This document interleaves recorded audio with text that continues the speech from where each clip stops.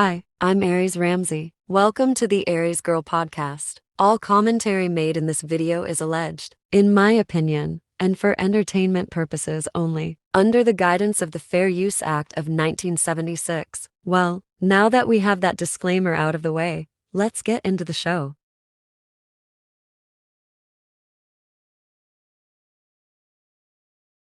This week's episode is entitled, New Beefcakes on the Block. In the first scene, we find Melody and Nell playing a game of pickleball. After a little back and forth, they are in need of a break.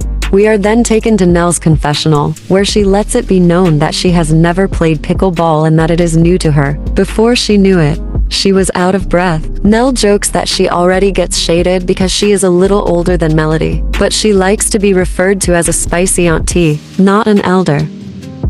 During their break, Mel asks her why she didn't come to the podcast, and Nell says it is because it had sold out so quickly. She was in Georgia visiting friends when she first found out about it. I'm thinking that Melody isn't buying Nell's story. She questions Nell on why she didn't call or text her about tickets, and says that she calls her for other reasons, to vent, cry, yell, fuss, essentially everything else. But Nell claims that that is different because she doesn't think that she should have called Melody to ask for tickets. Melody thinks she could have called and said she needed 2 tickets, or something. Mel had actually assumed that Nell and Chris would have been there, because Stormi bought her tickets in December, but Nell again claims that she didn't know about the podcast. Now, let me say this again, Carlos King could have ensured that each cast member had tickets to attend, and he could have required them to be there. Nell feels bad in her confessional. She thinks that Mel has been let down so much, and didn't expect that from her nor Chris. She knows that Mel needs her as much as she needs Mel. We get to the point where Nell asks Mel what really happened with Martell going to jail. She had heard DV harassing communications. Mel then asks Nell if she had asked Martell what it meant. But Nell told Melody that she wanted to hear it from her, and not Martell. This is something I respect and appreciate Nell Fletcher for, given Martell's history. Mel gives the rundown about receiving the screenshot from Martell of the video that they had made, and that he pretty much had threatened to post it. Apparently, this shocked Nell. Martell had told her that if she didn't leave him alone, he was going to release it to the blogs, but Melody wasn't bothering him. At first, Melody was going to let it go. But when they were in Houston last year, Ariane Curry, the paramour, was claiming that she had the video, and that her sister had even seen it. Then we learned that Martell had put a marker over his, let's just call it, his hook and curve, to make it seem as though it was someone other than him in that photo. That's when Melody took the information to the magistrate, and they issued a warrant. She believes in divine timing and alignment. Once she did her part, she said to God that whenever it is supposed to happen, it will. But Nell's first response is to remind Melody how she feels about black men going to jail. As soon as Nell said that, I heard myself say, really, Nell? You couldn't empathize with Melody first? Maybe tell Melody that you're sorry that Martell would do that to her? Or ask her how she feels. You just start preaching about your thoughts on black men. Here's a thought for you, Nell. Maybe all men of all races, not just black men, should avoid sending threats to women. Shouldn't women be protected? Melody just tells her that she feels more about a black woman's personal video being threatened to be released. Nell understands, but she is thinking about her son. But now that she sees what actually happened, she understands why Mel did what she did. In Mel's confessional, she states that Nell is a great friend, and she's glad that she's asking questions. She'd rather be asked than hearing Nell make comments or remarks about something that she doesn't know about. Melody is thankful because Nell has the truth and the reason why she did what she did. Nell then asks how Melody felt about the interview Martell did. Again, this must be the Tasha K interview. Mel didn't see the interview because she didn't have the stomach for it, but she has seen that it backfired on Martell. Oh my. Nell then says that she is dealing with some of the same issues. In Melody's confessional, she lets us know that this involves the issues with Nell's stepdaughter, Lexi, who called Nell a side chick and talked a lot of trash. Mel knows what that feels like. Nell said that a lot of what Lexi said isn't true. Chris was married, but Nell didn't know that he was. And she's never been a side chick.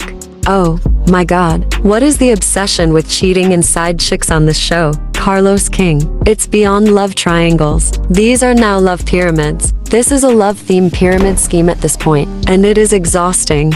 Apparently, Lexi failed to mention that Chris was separated from her mom and that he was going through a divorce. My question to Lexi is, how old were you when this transpired? I watched the interview Lexi did, but I don't remember if her mom was sitting in with her at that point. To set the record straight, back in Nell's confessional, she said that she was pissed off more than anything because it was apparent to her that Lexi didn't give a damn about anyone's feelings, just her own, which is typical of her. The first thing Melody tells her upon hearing this was that she was sorry that Nell was going through it. Wow, look at the empathy. Melody knows that issues involving the kids can be heavy.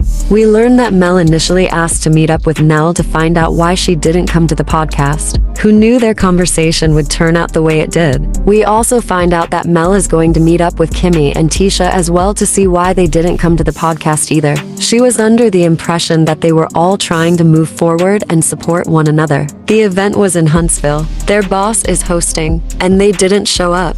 I couldn't agree more. In the second scene of this episode, Stormi meets up with friend and new cast member, Latricia, at a wine bar, and she compliments Latricia on her looks and lets her know that it motivates her to continue working out. We learn that Stormi used to do Trisha's hair, and that Latricia is a personal trainer. Apparently, this is how they met. Stormi also informs us that Latricia knows her husband Courtney from school, and that she was in Stormi's wedding. Very interesting. Trisha asks how Stormi's son Chess is doing and how she's enjoying motherhood. It's the best thing that Stormi has experienced. She reminisced how they would be in the hair shop and Stormi would tell her how bad she wanted a baby. Seeing Chess grow up after she went through the IVF journey warms her heart, and she informs Trisha that she and Courtney are considering surrogacy for their next child. In her confessional, Stormi says that she's excited about expanding their family through surrogacy because she thinks that her son Chess is at the right age to have another sibling. Also, Courtney didn't want her to carry another baby because of the issue that she had with hemorrhaging. As they are seated and enjoying their wine and charcuterie board, Latricia tells Stormi that she just saw Destiny in the gym with Tisha, and that Tisha wants to start training with her. She hasn't reached back out to Tisha because she wanted Stormi's opinion of Tisha first. I'm having a hard time believing this, but I guess that I have to take her word for the time being. Stormi lets her know that her friendship with Tisha disintegrated over time, but that shouldn't affect Trisha training Tisha. Stormi did call Marceau a bitch, and she still feels that way. She said it was Marceau that prevented them from moving forward. As long as Trisha doesn't have an issue with Marceau, she shouldn't have one with Tisha. She just needs to keep him out of things because he messes up a lot of the relationships that Tisha forms. He did it with her and Melody, and that's enough for Stormi to establish a pattern. I couldn't have said this better myself. Bravo, Stormi. Bravo. All in all, Stormi thinks that Tisha is cool. So, Trisha decides to reach out to Tisha regarding training her. Stormi asks her what motivated her to work out so much. The answer is anger. She bottled up the issues that she was going through with her ex. Trisha seems to go to the gym to work out her frustration. Apparently, she'd be at the gym 3 times a day when she was with her ex-husband. This leads Stormi to ask how she and Ken got together. Apparently, they knew one another, but never met. Now, Stormi thinks that Trish and Ken are equally yoked. They both look good, have nice bodies, both love the gym. Now, in her confessional, Stormi says that she refers to Trisha's ex-husband as Mr. from The Color Purple, even though she doesn't know him like that. But she's heard that he gives Mr. vibes. Stormi? Serious question. Does that make Trisha silly in this scenario? I'm just wondering out loud here. Apparently, Stormi didn't see Trisha out with her ex, who she refers to as Mr., the way she does with Ken. She didn't think they had the same energy or vibe. Trisha agreed and said that they were together for their kids. And Stormi said she thought it was an opposites attract situation. But when she sees her with Ken, that's it.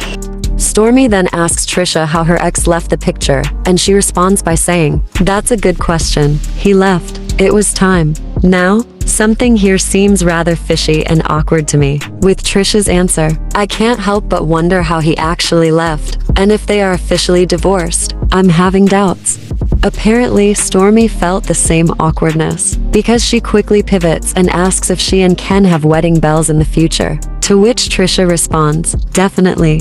In her confessional, she says the idea of getting married again scares her because she doesn't want to go through that again, but Ken changed her mind. It's just different between Trisha and Ken. He balances her out the way Courtney balances Stormi. Now, I just hope that Trisha was never outside stabbing grass the way Stormi said she used to be. I must admit that I'd never heard that terminology before, and was slightly disturbed. However, I understood it immediately. Back in her confessional, Stormi says that Trish is genuinely happy, which is good because now she and Courtney have another couple that they can hang out with.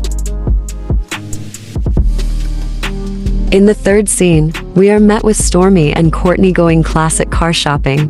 As soon as they walked into the showroom, I prayed a silent prayer that the classic car that they were going to purchase didn't get repossessed, like one of their other vehicles recently was. Please tell me I wasn't alone singing the chorus to Silent Prayer by Shanice and Johnny Gill.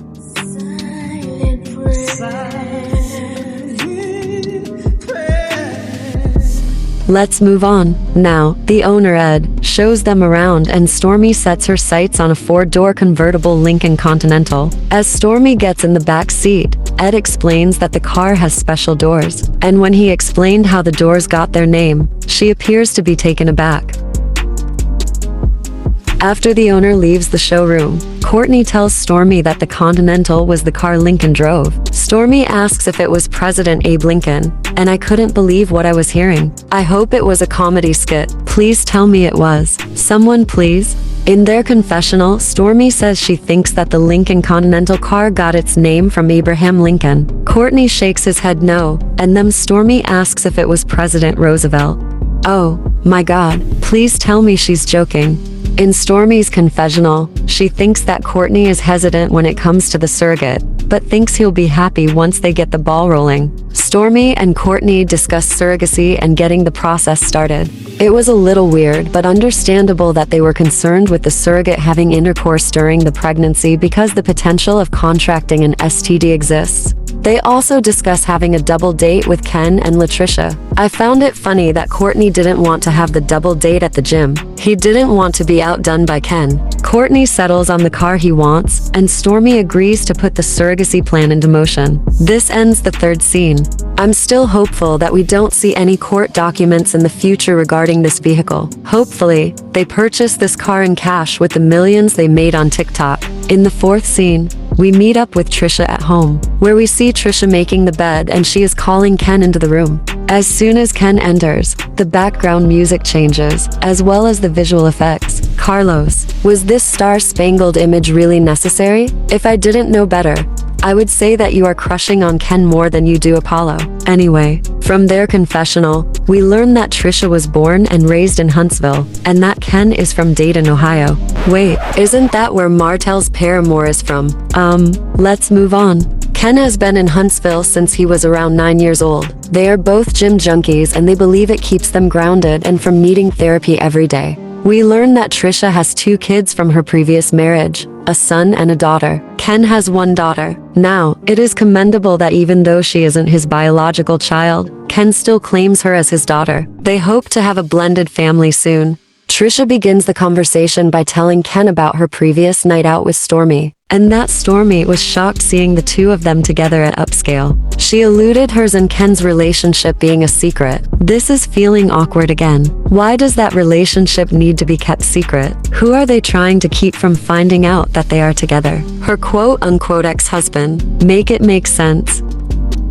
Ken responds that Stormi knows now though.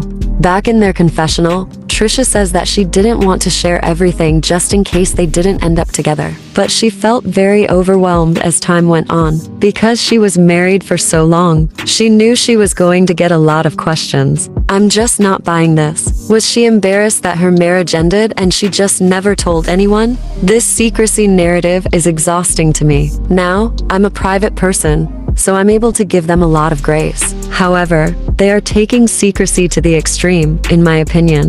Ken backs her up by stating that she and her ex were really close and that they were together for a long time. Then he says that people can think that you are throwing things in their face if you post everything that you do, so they keep things in the house. Something about this just doesn't sit right with me. Anyway, she continues, telling Ken how she was hesitant about training Tisha and how she asked Stormi's opinion, because she doesn't really know Tisha. Okay, this seems manufactured and scripted because I wonder how well she knew the rest of her clientele before they became clients. But then again, maybe she had other reasons. She says that when it comes to Tisha, there's always drama, drama, drama. There it is. Perhaps there will be manufactured drama between Tisha and Trisha this season. We will find out sooner or later. This is when Ken asks if Tisha is Marceau's wife. I'm pretty sure he already knew this, but I will just play along.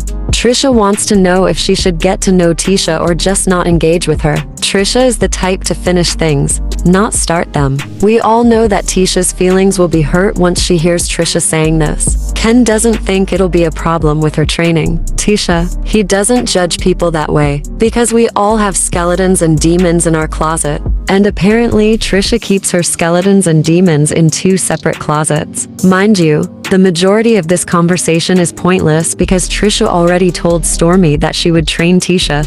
His advice is to not engage in conversations where she is talking about people behind their backs. She agrees and tells Ken she will train Tisha because she wants to see where things go with them. Ken takes this opportunity to say that he likes Marceau because he's funny. Then Trisha co-signs it by saying that he's a character. That felt so forced and scripted to me. Let me know in the comments if you agree or disagree that the Marceau statements seem scripted. Back in their confessional, Ken says that he would typically run into Martell and Marceau at the gym and at Black. Trisha says that she knows the guys too, but she's not close to any of them. She sees Marceau and Maurice at Black. Did everyone pick up that neither of them run into Maurice at the gym? Ken then asked Trisha if Stormi asked any questions about him because he doesn't really know her. She admits that they talked about the change in her being with Ken, and she was happy to get to voice her feelings to someone other than Ken. Ken says that when he proposes, he wants the world to know, and he also wants a big wedding. This shocks Trisha, because apparently, Ken never wanted to get married before. He then says that people grow, people change. If you find something good, you keep it. Then wants to know if Stormi is going to be in their wedding. We learn in the confessional that Trisha's first wedding was small, so she is excited about having a big wedding with Ken. Ken knows that the bridal party will be huge because they both have big families. He just doesn't want to cry at the altar like his friends did. But if he cries, it means he really loves her. He thinks Trisha is the model wife, like his mom, and she says he reminds her of her dad, the greatest person ever to her. We shall see how this shakes out during the season. They both have a piece that they've never had before, and I am happy for them. This concludes the 4th scene of the episode. Question: since when have women been referred to as beefcakes? I'm just asking because this episode is entitled New Beefcakes on the Block. That's Beefcakes with an S. In the final scene, Melody will meet up with Kimmi and Tisha at a plant shop that is female-owned. She gives kudos to the owner for running a business. Kimmi arrives first, and Melody greets her with a hug and tells her Happy New Year. Kimmi compliments Melody's blonde swoop hairstyle. Next, Tisha arrives, and Melody greets her with a hug as well. Tisha exclaims, "Is this the old Mel back?" referring to her short blonde hairstyle. Then Tisha gives Kimmi a hug as Kimmi tells Mel how they love that swoop hairstyle. The owner seats them at a table and gives them instructions on how to assemble the plants they picked out into one pot as a grouping. Now, I was a little shocked that they weren't wearing gloves and risked their manicures for a team building exercise. Yet, I was happy to see it. Melody asks how their year has been going so far, and Tisha brings up the family trip to Africa. And without missing a beat, Melody said, "So Marceau didn't go by himself this time." Oh my goodness, this is exactly what I've been saying in my past reviews of the show this season. Please check out those videos. Kimmi mentions that they didn't get to take a trip because her mom was diagnosed with breast cancer. My heart just went out to Kimmi and her mom. Kimmi just went through her cancer journey, and now her mom? Luckily, her mom's cancer wasn't aggressive like Kimmy's was. Melody had been unaware of Kimmy's mom's diagnosis. Luckily, her mom had surgery, stayed with Kimmi a couple of months, and is now at home. Kimmi mentions that they are working on more properties. They finished one property and are now working on another with 8 units. And there's 1 unit left. Now, the names of these properties were strategically bleeped out during the episode. Gee, I wonder why. Nevertheless, I'm happy for Kimmi. Kimmi tells Tisha that her name is on the last unit, and Tisha apparently wants it. Melody asks Tisha if she's done with her office that they have been working on. Tisha had to admit that they weren't. Kimmi jokingly asks what they are doing, but tells Tisha that she can work out of the last office they have left. Melody reminds us that Tisha previously said she wanted to be at home more and asked how things were now. Tisha says that she thought that she would have more free time once her daughter Mila got to school, but that just isn't the case with the school that her kids attend. She's just trying to balance it all. It's difficult for her. Tisha knows that she's not the first woman to complain about it, but she'll figure it out. All jokes aside, I wonder how much Marceau helps out, if at all. Tisha then pivots, of course, and asks Melody how she has been, because there is a lot going on with her. Kimmi and Tisha both say that 2024 came in hot for Mel, and Melody agrees. Tisha states that she's seen everything happening on social media with Martell getting arrested, that it's a DV communications situation. Then she asks Mel if it is true that this is concerning a text that happened months ago, and she finally filed a police report or issued a warrant. Tisha, do you ever have this much smoke and courage when you question Marceau? Then Melody looks at Tisha and says, you didn't ask your husband, because Marceau is the one that made a statement. Tisha claims that Marceau said that they didn't play the whole thing. This was ambiguous to me. Did she mean that they didn't play Marceau's entire statement, or Martell's?